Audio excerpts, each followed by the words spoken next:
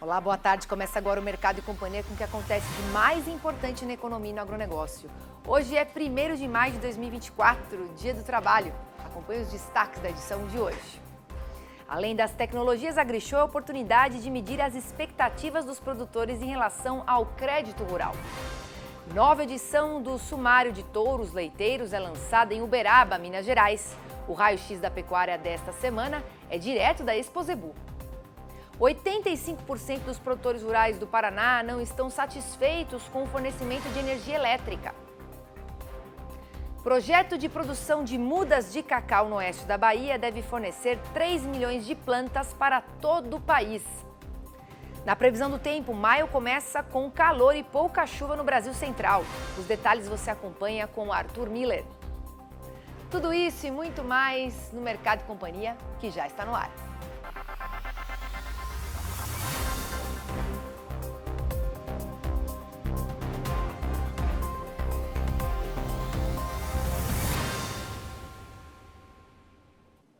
A AgriShow é a casa das inovações, mas se engana quem vê o evento apenas como uma forma de adquirir novas tecnologias. A feira também é um termômetro que mede o interesse dos produtores por crédito rural. A Feira Internacional de Tecnologia Agrícola em Ação, AgriShow 2024, é composta por 800 marcas expositoras. São infinitas soluções à disposição de quem alimenta o mundo. Mas os 21 quilômetros de ruas e avenidas do evento também registram as expectativas dos trabalhadores do campo em relação ao novo Plano Safra e o interesse por crédito agrícola. Enquanto o governo federal promete anunciar um Plano Safra robusto para o ciclo 24-25, com quantias recordes para o financiamento das atividades, os produtores esperam principalmente por taxas de juros mais atrativas. Como produtor rural, a gente espera que tenha um juro mais acessível, porque a rentabilidade no campo hoje está muito baixa, né? Então, se tivesse um juro mais compatível com a nossa realidade, seria melhor, a gente estaria como investir mais na agricultura, né? A gente espera um juro tranquilo para que a gente consiga trabalhar com segurança na agricultura e um seguro também que seja condizente para o agricultor ter renda e conseguir cumprir com suas responsabilidades.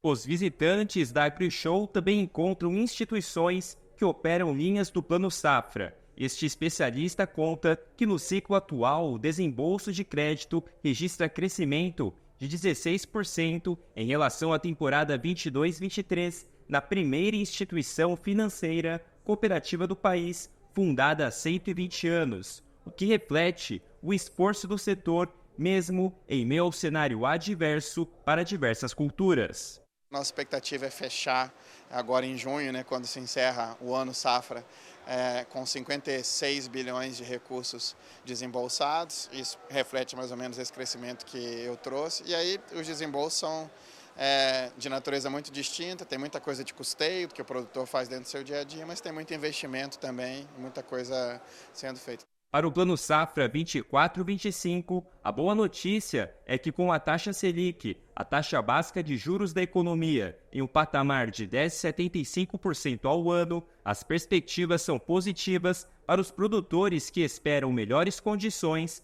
para os financiamentos. Eu estou muito otimista, acho que vai ser um bom plano safra, com juros menores, parcelas de financiamento que cabem dentro do bolso e permitindo ao produtor que adiou investimentos ou adiou, obviamente, decisões por conta desse ciclo, chegue muito empolgado para a próxima safra e ajude o país aí a crescer, né, a ter um PIB muito positivo, que é o que o agro tem ajudado nos últimos, 5, 6, 7 anos aí, né? É ele que tem movimentado o país. E o raio-x da pecuária de hoje vem direto da Exposebu, onde a nova edição do Sumário de Touros Leiteiros foi lançada nesta semana. O objetivo é trazer informações precisas das raças que compõem a classificação genética para a produção de leite. –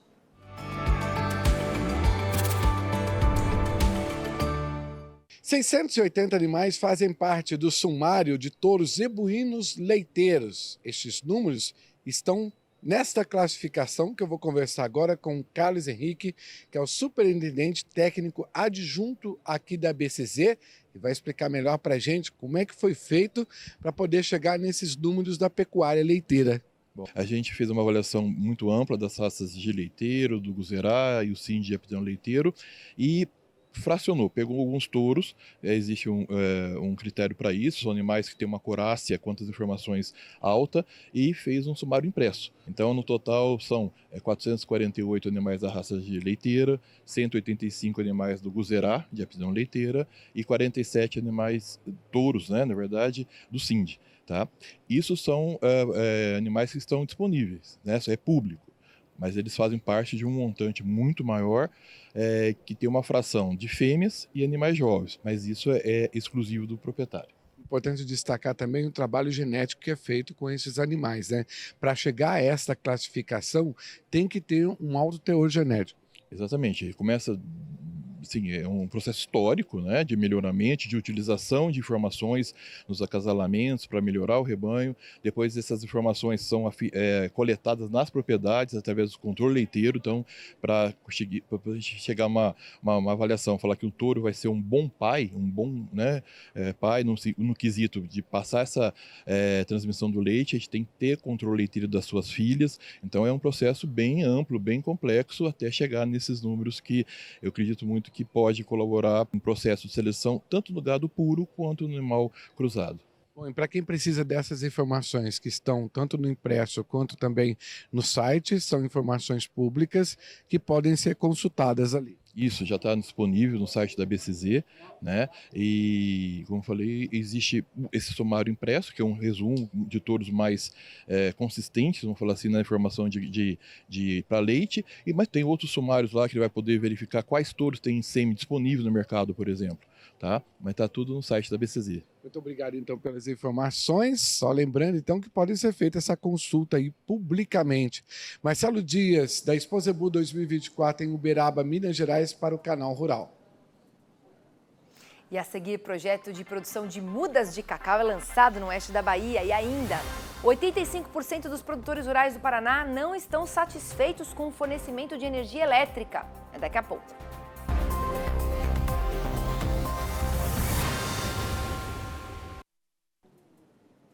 No Paraná, 85% dos produtores rurais não estão satisfeitos com o fornecimento de energia elétrica. Em Palotina, no oeste do estado, há relatos de produtores que perderam todos os frangos de 3 aviários por problemas de energia. Quem traz os detalhes para a gente é a repórter Valéria Burbello. Uma pesquisa inédita encomendada pelo Sistema FAEP-Senar do Paraná e realizada pelo Instituto Paraná Pesquisas mostra a avaliação de agricultores e pecuaristas paranaenses a respeito dos serviços prestados pela distribuidora. Problemas como quedas consecutivas de energia elétrica e oscilações frequentes na tensão da rede têm gerado transtornos e prejuízos milionários a produtores rurais de todas as regiões do Paraná. 85% dos entrevistados não estão satisfeitos com a instabilidade no fornecimento. E o grau de insatisfação aumenta nos polos produtivos, que dependem muito do uso de energia, como avicultura, piscicultura, suinocultura e pecuária leiteira. A pesquisa entrevistou 514 produtores rurais em diversas regiões do Paraná.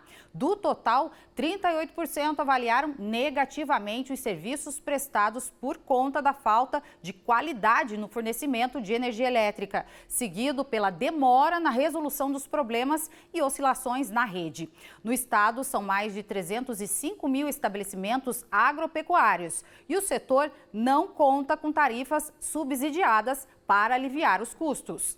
Então, a mesma tarifa que o produtor paga lá, por exemplo, em Chopinzinho, é a mesma tarifa de quem mora aqui no centro de Curitiba, que não fica sem energia. A qualidade do serviço nas cidades é de excelência, o que a gente não vê na classe rural. A gente tem que, nos últimos 5 anos, a tarifa da classe rural subiu mais de 70%, enquanto que a tarifa da classe residencial subiu em torno de 40%, e a inflação no mesmo período foi de 33%.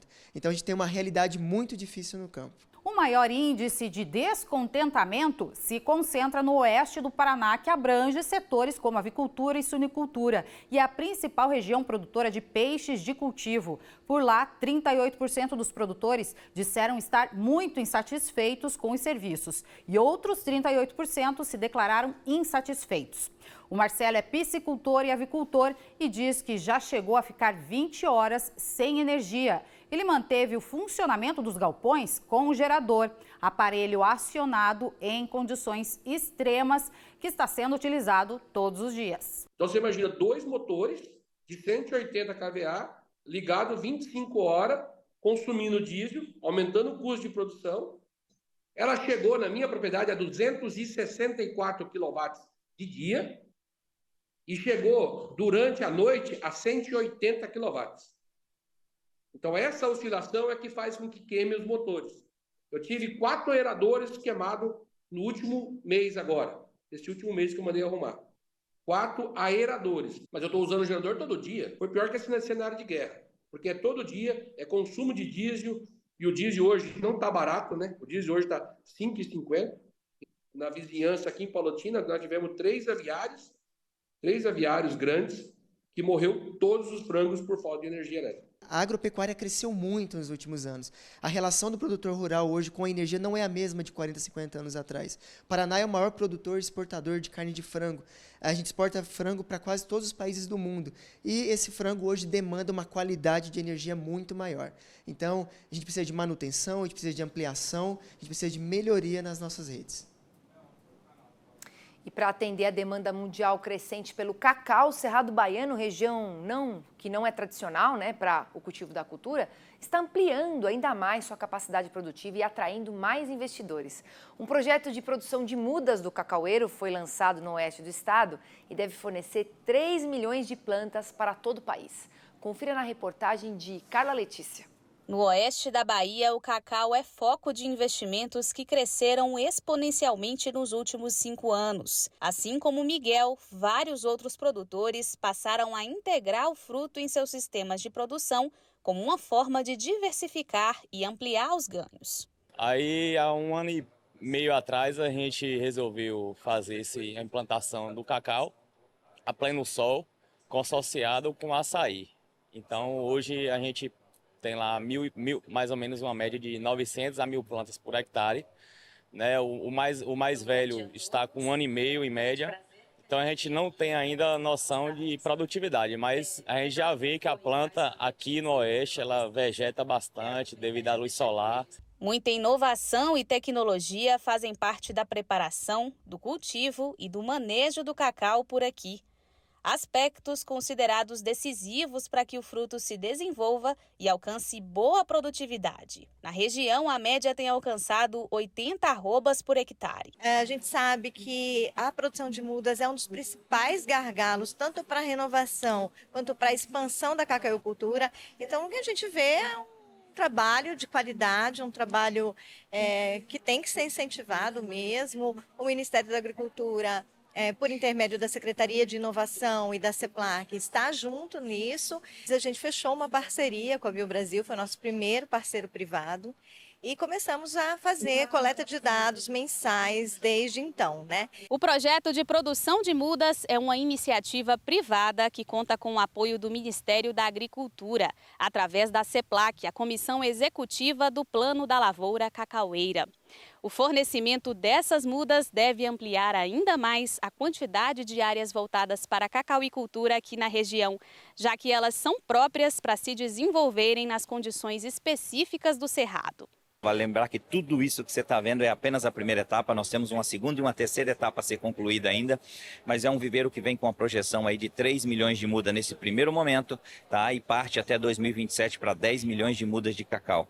É uma produção jamais vista em escala de viveiro. Segundo a presidente da Associação Nacional das Indústrias Processadoras de Cacau, o produto oriundo do Cerrado deve começar a atender a indústria brasileira em cerca de 3 anos. Eu acredito que esse boom do cacau no mundo, né, do preço aumentando, mas também do pessoal vendo que se investir com tecnologia, se trabalhar direitinho, o cacau é uma cultura rentável, está fazendo com que as pessoas venham entender que a gente precisa de tecnologia, a gente precisa de estudo, a gente precisa de pesquisa. Olha, eu tenho certeza que isso reflete a demanda mundial pelo cacau. Podemos citar a China como um dos maiores consumidores globais, mas que o cacau ainda não chegou lá, o chocolate ainda não chegou lá. Então, com grande potencial ainda de incremento. Na avaliação da Federação da Agricultura e Pecuária da Bahia, a produção atual no estado, que é de 240 mil toneladas de cacau por ano, deve crescer ainda mais com os investimentos. Isso não é nenhuma utopia, é só fazer uma conta matemática aí, que a gente plantando 10 mil hectares de cacau aqui, que já boa parte dele já está implantado, rapidamente produzindo aí 200 toneladas por hectare, e a gente vai produzir mais de 2 milhões de toneladas aqui. E a seguir, maio começou com uma onda de calor que se arrasta desde o fim de abril em todo o Brasil Central. Os detalhes de como o clima deve se comportar nesse mês, você acompanha depois do intervalo. Voltamos já.